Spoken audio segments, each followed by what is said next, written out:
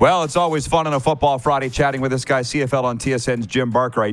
I kind of don't know where to start because I got a lot of questions. But, Jim, you're sharing the billing today with Ricky Williams. He's coming live in hour 2.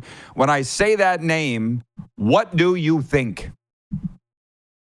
I think the University of Texas and a guy that just wouldn't get tackled, and Mike Ditka trading the entire team for him. Again, I never got a chance to know him when he was here. He was with the Argos at a time I wasn't, and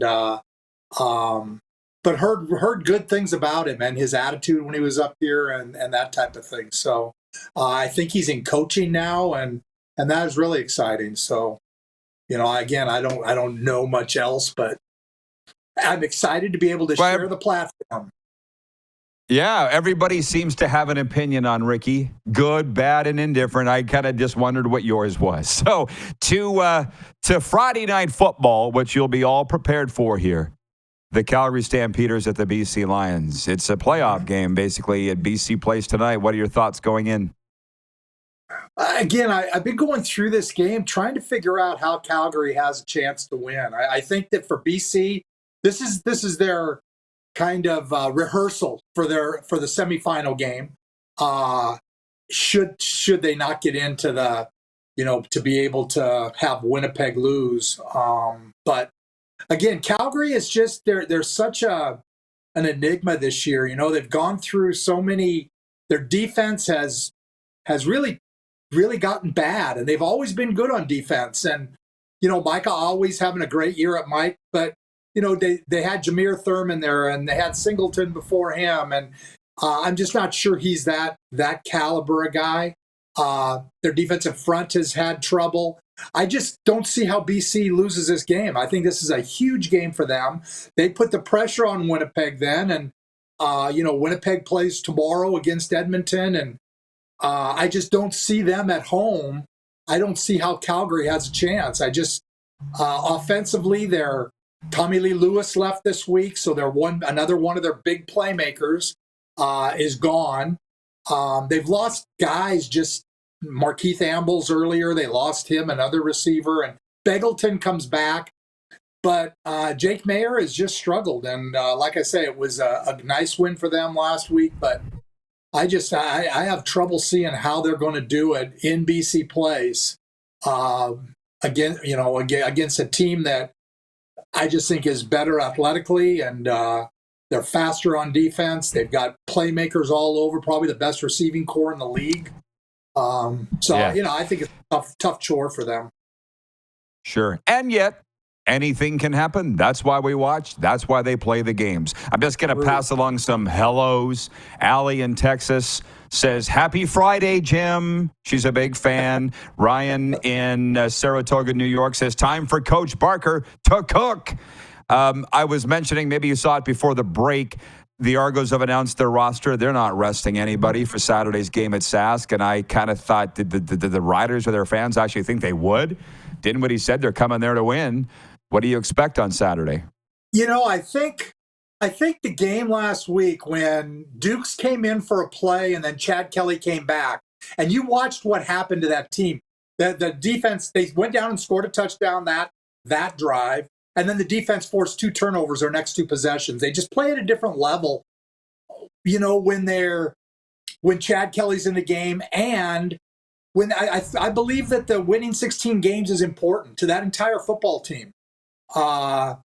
It's not often in your professional career you get a chance to do something that only one other team in the history of this unbelievable league has done. That Edmonton team that went 16-2. I think there's something about that too that not only drives the players, and should that be the motive? No, it shouldn't. Playing great at the end of the year is what you're trying to do, and staying healthy. That's what you're trying to do. And it's a tough balance. I actually talked to Ryan a bit about it this week, and Ryan Dinwiddie, and he said it's a tough balance, trying to make sure we're healthy as we can possibly be, and still, that 16 wins doesn't come along very often. So, again, it's one of those things that I guarantee you that football team is very focused, and you can hear it in the quotes their players make. they don't want to go there and not win the game. And I think the game against Ottawa the other night, they're behind 24-23, and Cameron Dukes comes in, and I got this feeling like, wow, they could lose this one. And sure enough, they put Chad back in the next play, and the rest is history. So it's really an interesting phenomenon to watch what happens and that kind of thing. But Saskatchewan is, again, they got so many problems of their own. The last thing they need to worry about is who the Argos are going to play, because if they can't figure their own situation out, it's going to be a very short-lived playoff if they get there, which I think they have a great chance, because, like I said, I don't see how Calgary beats BC, and then they have Winnipeg next week, and Winnipeg is going to have the bye. So are they going to rest everybody for the whole game, or are they going to want to place guys a little bit? I think that's kind of an interesting thing. I think you might see Winnipeg rest some people against Edmonton tonight, and then play them a little bit more next week. So I think Calgary's in tough to win a game, and they have to win a game or Saskatchewan's going to back into it. Yeah. Off of the odds are that Sask will make the playoffs. But again, you never know. You saw us, I think, talking about who's the most notable NFLer to come to the CFL. We came up with 4 names, but there are many. Robert in Las Vegas writes in, he says, RP, have you forgotten the Mark Gastineau, Bridget Nielsen circus when it came to BC in 1990 when he had a cup of coffee for the Lions? Look, it's a long list, okay? We could only come up with 4.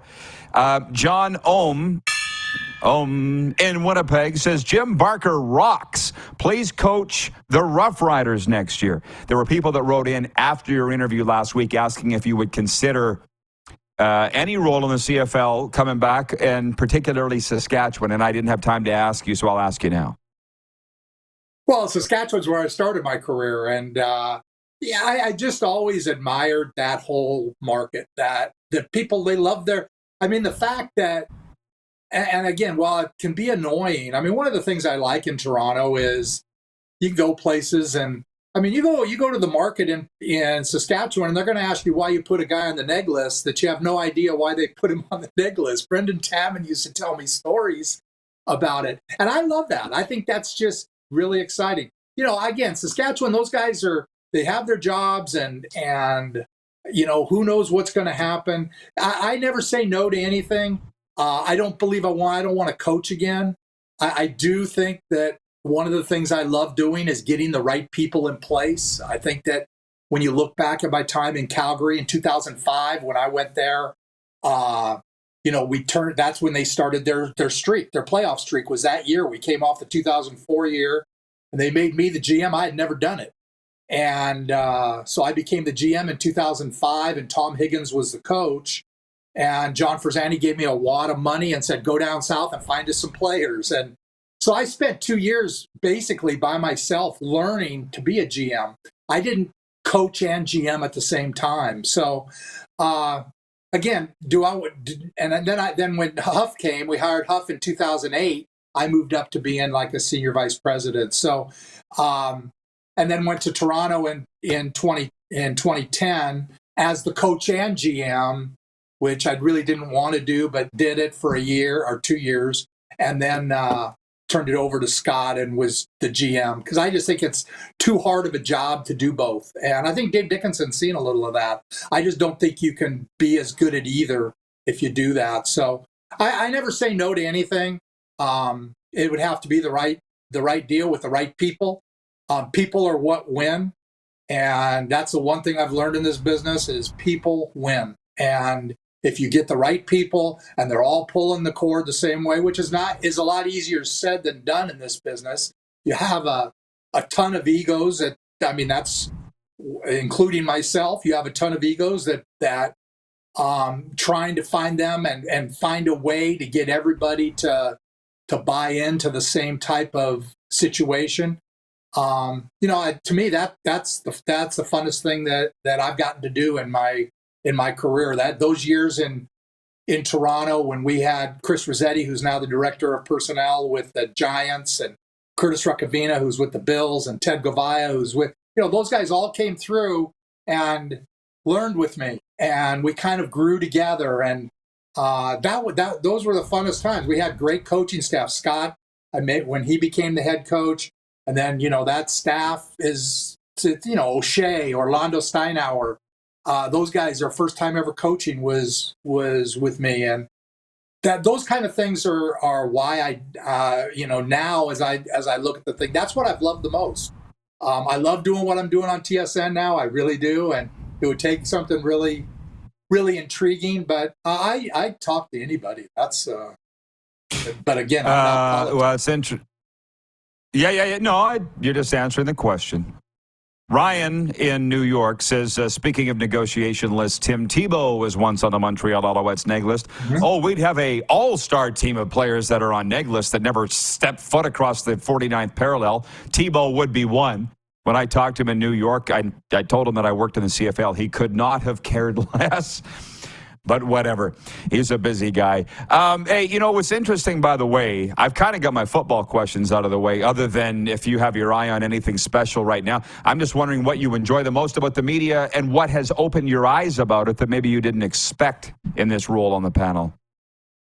Well, I did it in 21, and I learned that year the preparation is a lot more than – I watch a lot more film this year.